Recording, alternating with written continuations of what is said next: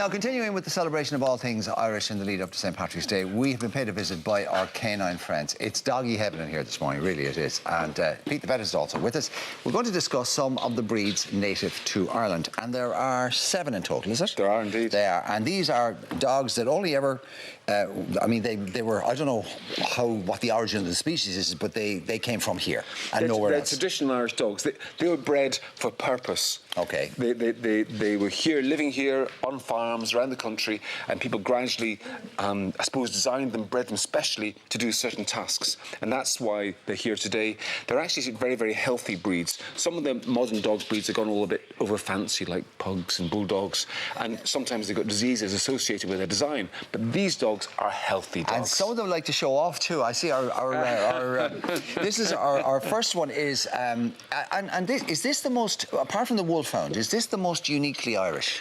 I think they're all... This is the Glen of Imaal terrier. They're all uniquely Irish. This is uniquely County Wicklow, isn't it? Yeah, the native breed of County Wicklow. Okay. The native breed of County Wicklow. And your name is? Nick. Nick, okay. And what's the dog's name? Homer. Homer. Can you do that again? Homer. Can you, Homer?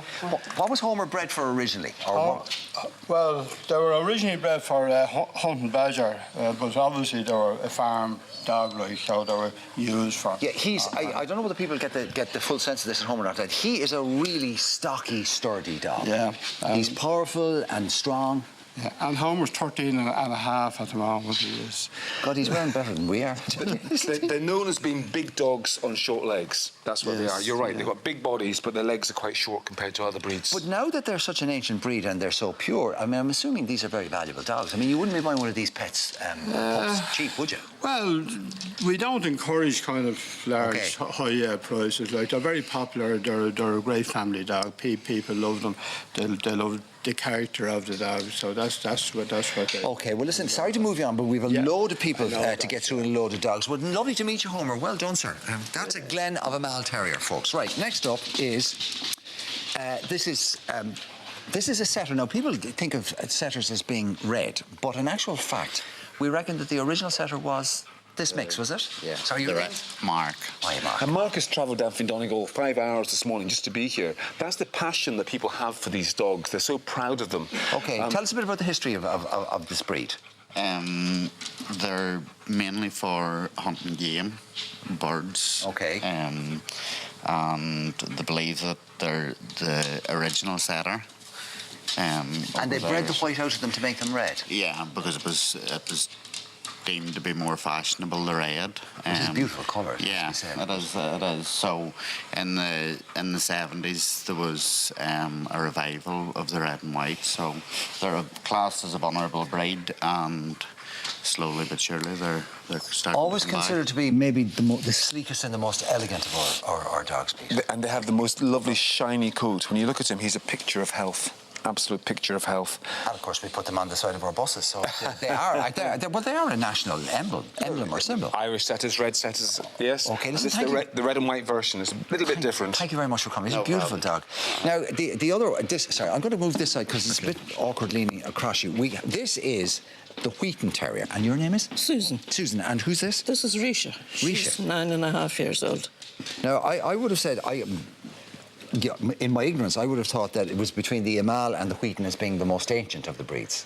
No, we're actually going to get to the most ancient ones shortly. They're all old breeds. They all sort of came around sort of 17th, 18th century. That's when they began to be recognised. But I think 1,000 years ago, you'd have found dogs like these on Irish homesteads, because they're just the kind of dogs that Irish people have liked and that they found have fitted in with a function in people's daily lives. So this again will be a general farm dog. We'll be hunting vermin on the farm. Will be a really good guard dog. And always dogs have been a companion as well. People just like having dogs around because they're friends, do you know? They are supposed to have the most gorgeous temperaments. Oh, they have a lovely temperament. They're extremely popular in countries like Finland and Sweden. Extraordinarily popular in European countries. Mostly as pets, of course, but they do train them to do drag hunting. Oh, well, of course, another solid, sturdy dog. It's gorgeous. Gorgeous. Lovely looking, lovely looking. I love the beard. I see them with the hairy face. I haven't seen them with the beard before. That's lovely. Okay, thank you very much. Sorry to move you on, but we want to get through everybody. Now, we were talking about the debate of the oldest one, and I think, sir, hello, your name? Steve. Steve, and this is? This is Rosie. Rosie, and the wee pup here who is we've already Maggie. seen before. Now, hello, Rosie. Ye maintain or reckon or claim that it's probably, if we have an ancient, really ancient one, it's probably the Irish Terrier, and this is the classic Irish Terrier. The records would actually take the Irish Terrier back to the 1700s. Okay. We can trace. They were originally bred as a farm dog, general purpose dog around the farms. And a classic kind of ratting dog. Very good on vermin control. Very, very good. Yeah. With great family pets now. Exceptionally bright too. Highly intelligent. I'm surprised they're not more popular as pets. Like little dogs like miniature schnauzers have become very popular. But what's wrong with a lovely native breed like this? I don't know what's wrong in Ireland. People don't seem to have them as pets. They don't seem to And he's the take right them on colour and board. everything. Beautiful dogs, beautiful coats. I mean, good this is hardy classic coats. Irish ginger, really, isn't it? No doubt about it. What's the story about them being used? I mean, apart from being highly intelligent and very energetic, their bravery and their fearlessness, they were used in the First World War as messenger dogs. Is that right? That's right as well. Yeah, yeah. I mean, the multi-purpose dogs, genuine multi-purpose dogs. Very nice, very friendly too. Irish Terriers and Airedale Terriers we use as messenger dogs. So basically because of the temperament and the hardiness of the dog. And Very hardy. Very, very harsh wire coat, twin coat on them. Absolutely Protection. gorgeous. Beautiful Again, dog. sorry that we can't spend problem. more time with you, but thank you so much for coming in. very much. Thank you. Thank And you. thank you for bringing your lovely daughter. And right now, look, this doesn't need any introduction. If you were to talk about a native Irish breed, everybody would say, "Oh, well, it has to be the Irish Wolfhound." Sorry, sir. Your name is Eddie. Eddie, and this is Shannon. Shannon. Okay. 3 years old. She's an interesting fawn colour, by the way. We tend to think of them as being more grey, don't we? She's a lovely, lovely fawn, light brown colour. Well, she's a he. He, sorry, he. Okay, he. There you go. Yeah. Sorry, what is it you do again? But they're a fabulous breed, and what I like about them is the expression that's used. They're gentle when stroked, but fierce when provoked. These were bred for, I mean, and because we see them as being huge but very placid dogs, we forget they were actually bred to hunt wolves. Yep, and so they're fast enough to catch wolves and they're strong enough to kill them. So at their heart there is a really fierce animal there, but we rarely see it because they're such gentle, lovely, good-natured animals. I mean, you couldn't have a dog of that size and strength if it was in any way dangerous. So they're not. They're just the most soft. Yeah, if he decides he's going to do something, nobody's going to stop him. Yeah. Right around there. Probably. Yeah. I have to. It's the one question. I know some people who have these, and once you have a wolfhound, you won't have anything else. So they tell me. True, yes. But the one thing I can never get over is how much it actually costs to keep a dog like that. Oh, God, I don't know. You mean you're not admitting it in public? I'm not admitting it in public. We've only 5 of them at the moment, so... Oh, dear God. Well, it was...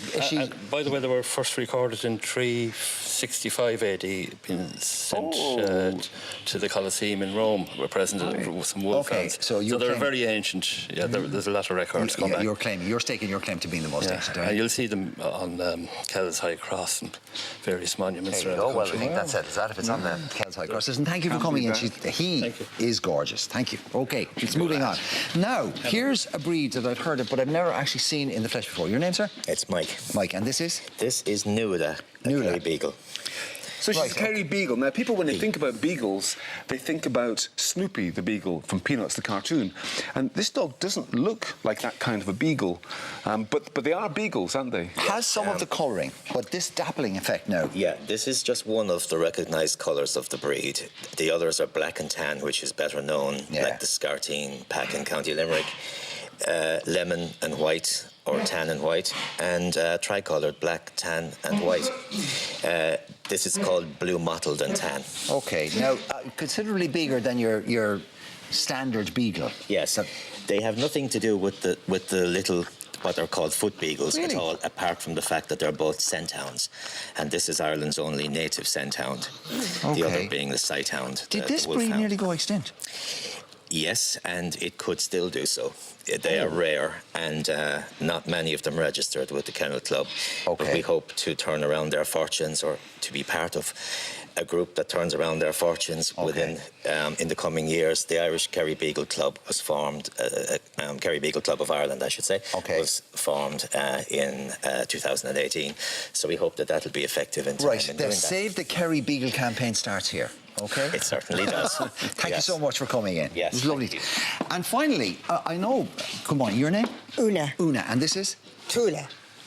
Tula. Tula. I think a lot of people think that maybe this is the most characterful of all our native breeds. Absolutely. Don't you love... Look at the beard, and look at the face, and the tail just wagging in expectation and joy. They're really happy little dogs. And again, they make great pets. And why go for a Schnauzer when you can get an Irish little dog like this with a beard? If you want a dog with a beard, get one of these. They're gorgeous. These they have extraordinary reputations. I mean, they're gorgeous dogs, highly intelligent, etc. They're also supposed to be ferociously fearless and great fighters. They are, and they're great ratters. And if you want vermin controlled, one of these dogs will absolutely do the job for you. Now, she looks like a show dog. Has she won many things? Yes, she won the World Show in Amsterdam last year. Best bitch. World champion? Oh, she's already an Irish champion, but she won the World Show in Amsterdam, which was... Well, we're honoured. Thank you so much for bringing her in. 90 Kerrys there. And she was best bitch. The best. She's gorgeous. What a star We're not you allowed are. to touch her because she's dressed and it would upset her. Can I You do it now? can, of course. She said, don't touch her. And I thought, oh, gosh, she'll take your hand off. But no, she's lovely. Yeah, no, it's lovely temperament. She might smell some of mine off me. And the coat is non-shedding, which is great in a house. Yes. Although they do need to be clipped, don't they? They do. Yeah. Listen, thank you all so much for doing that. Stay where you are there, right? There you go. Is it how many native Irish breeds again? 8, is it? 7. We've had 7 here today. 7. We're missing an Irish setter, missing a red setter. All right, so there was 8. I was wondering why that stuck in my The head. Irish Water Spaniel. Of course. On the Irish Water Spaniel, right. 9. As many as you like, right? If you or somebody you know is gearing up for a wedding, then help us at hand, because Jenny McCarthy and Derek Carberry are going to give us some top tips on ensuring your big day is a success. Hello, darling.